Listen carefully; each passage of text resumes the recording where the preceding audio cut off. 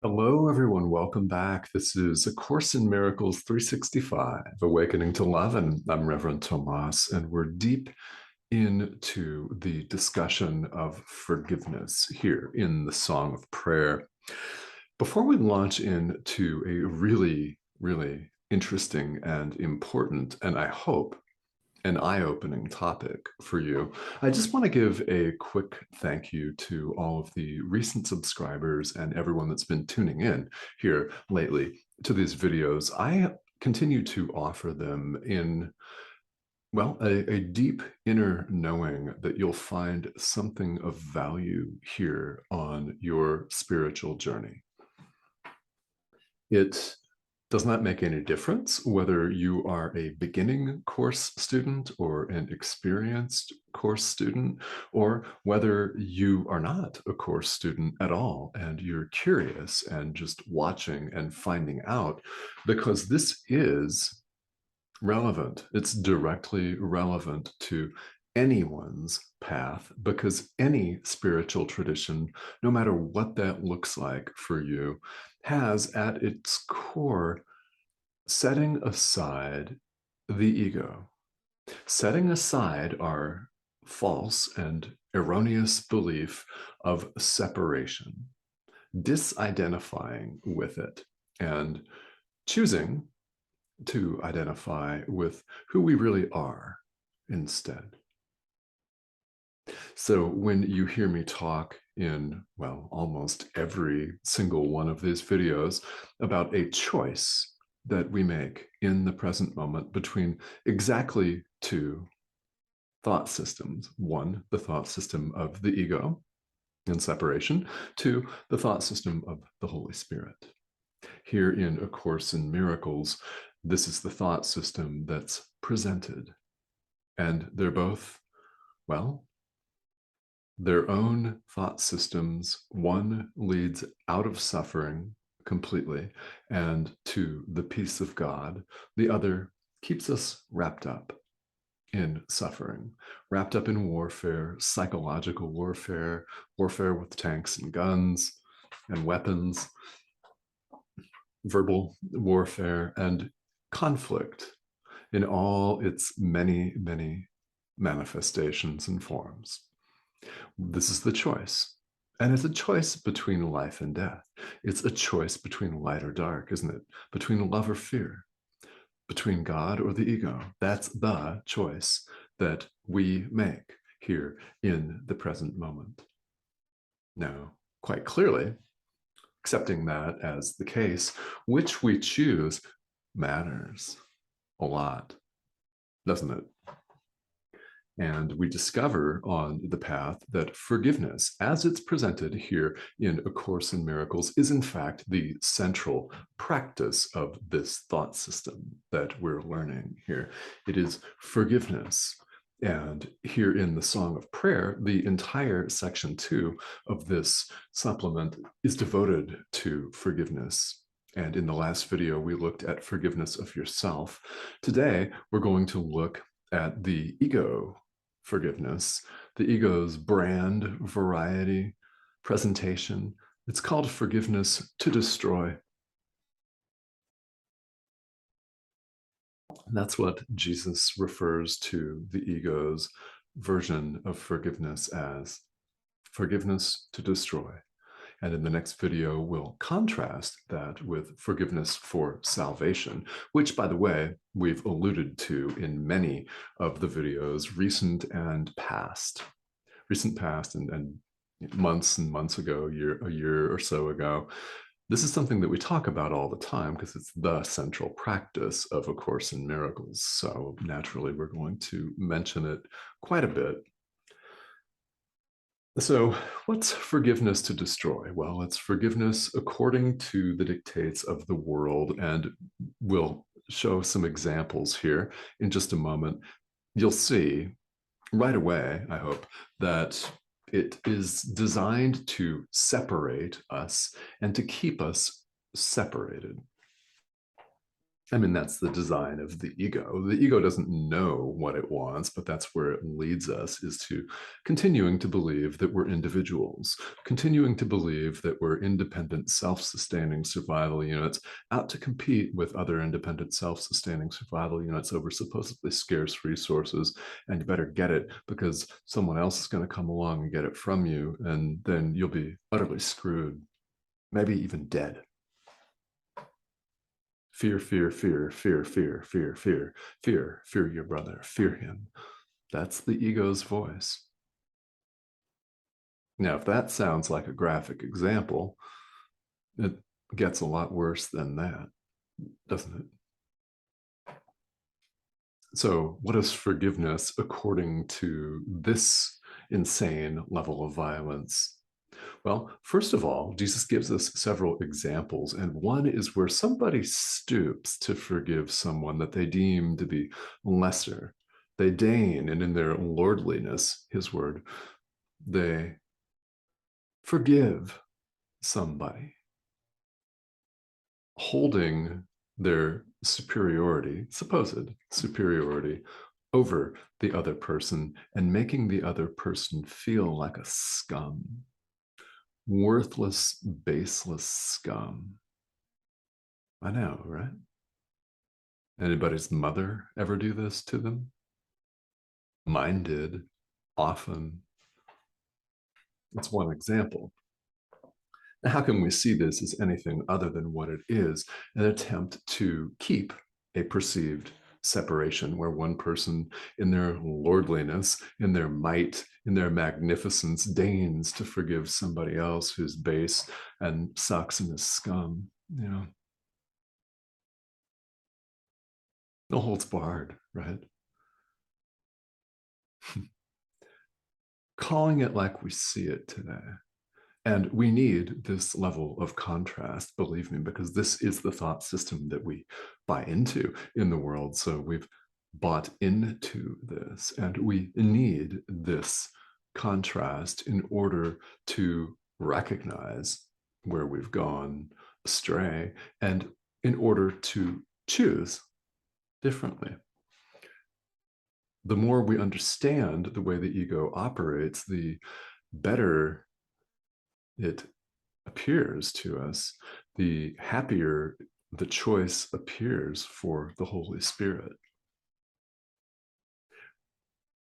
This is the intention here, is to get us to be thrilled and automatic choosing the thought system of love.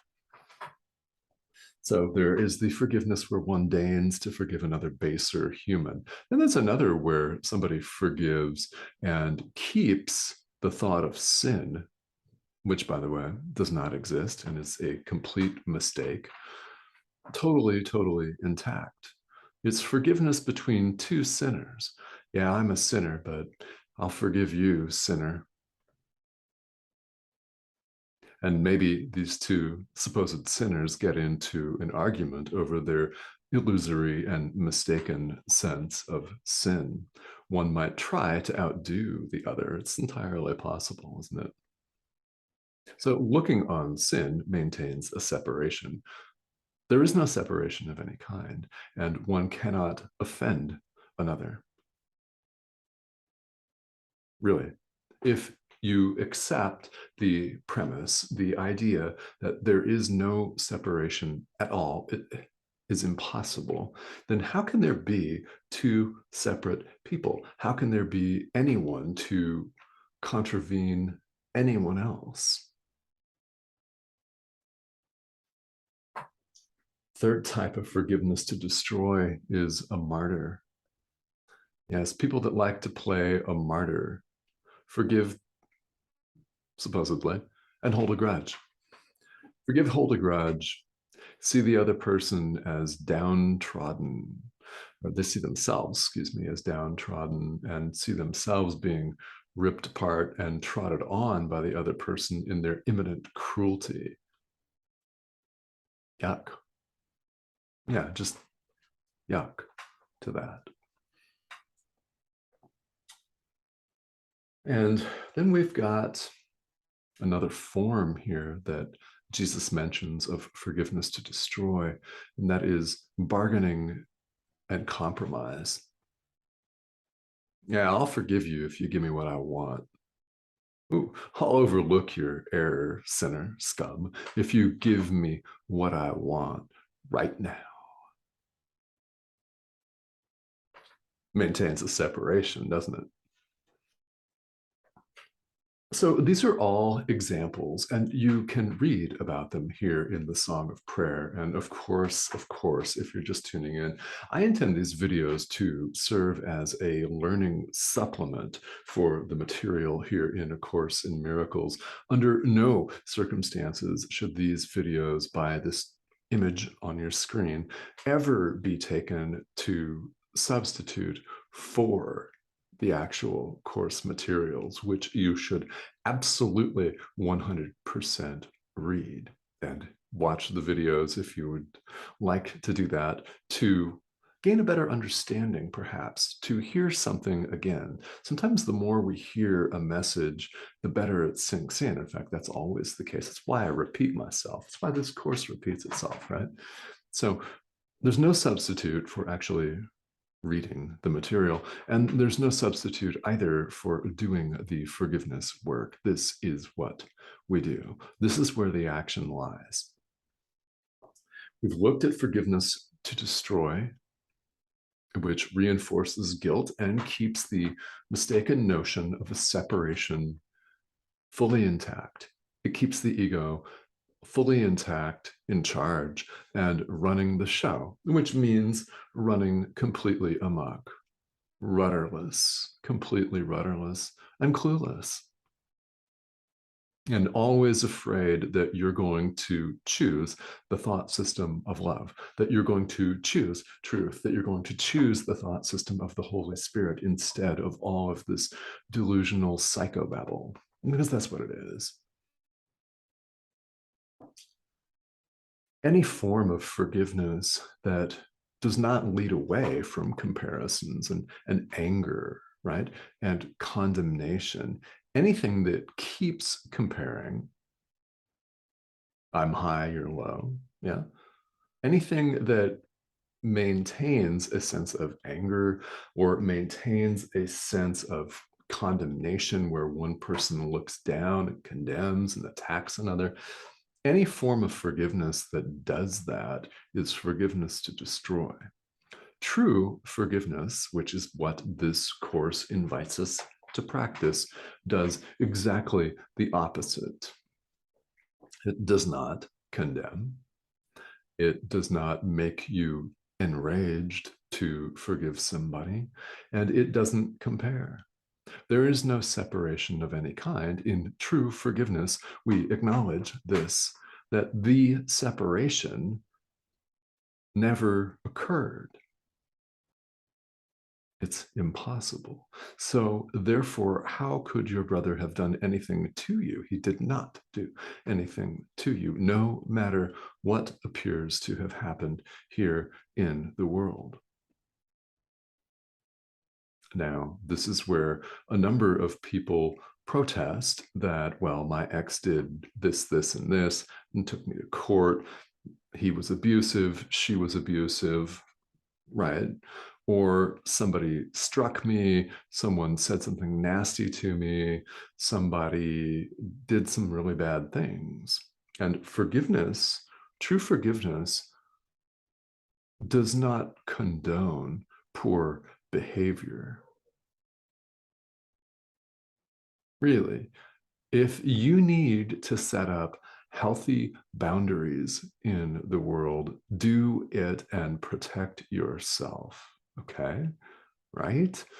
But there is a way where you can do that and still continue to do your deep spiritual work. I did this with my own mother, who was an abusive alcoholic. And the pattern of abuse continued well into my own adulthood, into my 40s. In fact, nearing my mid 40s.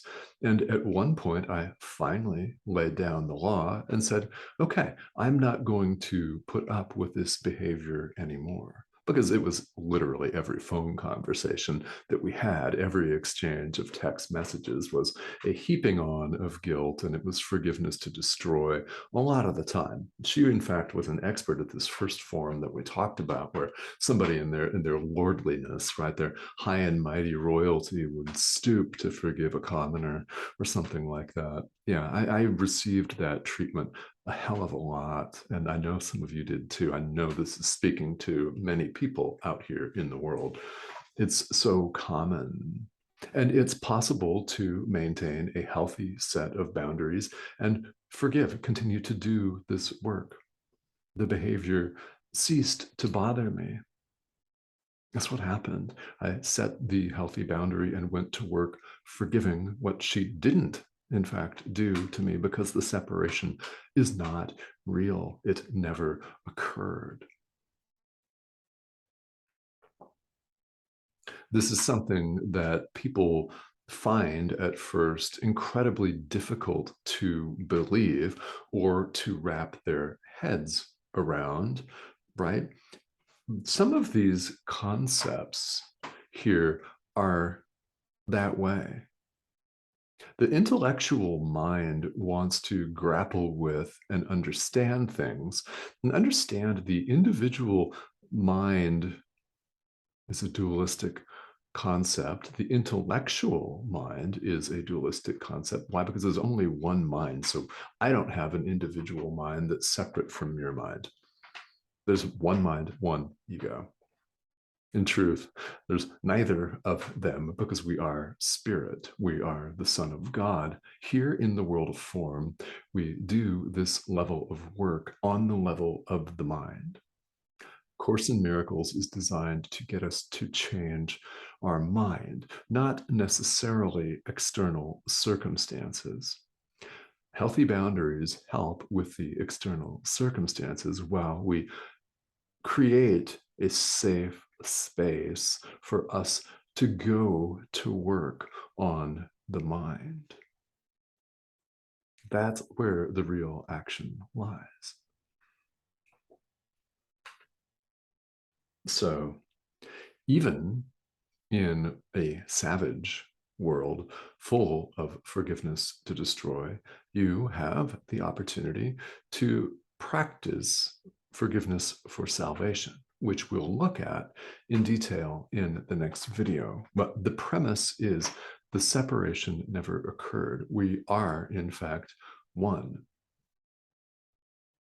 So how can there be any real harming?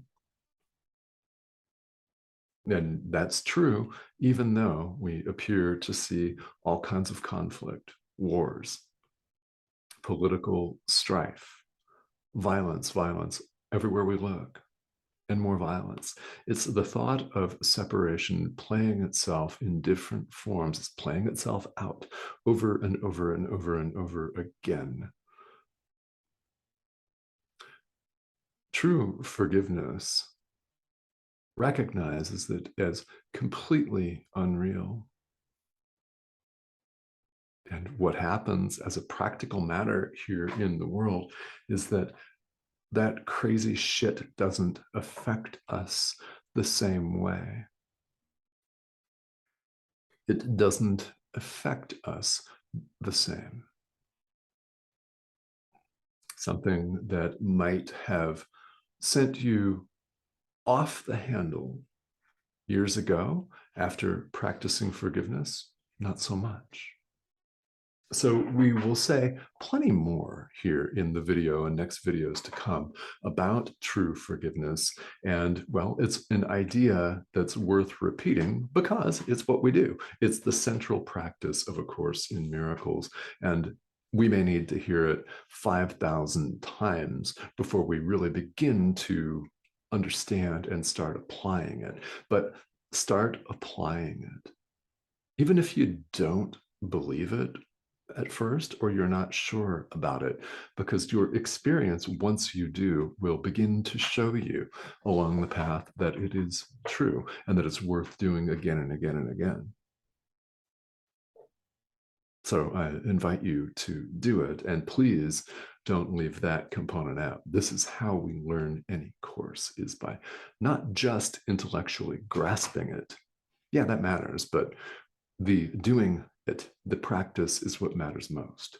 That's what I thank you for the most, is your commitment to practice. So, little red button here, subscribe button. Feel welcome to hit that, click that, and subscribe to this channel. I do several videos here each week on A Course in Miracles.